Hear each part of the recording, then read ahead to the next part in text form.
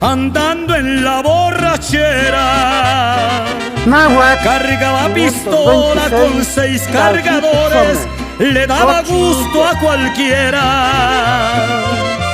Usaba el bigote en cuadro abultado, su paño al cuello enredado, calzones de manta, chamarra de cuero, traía punteado el sombrero.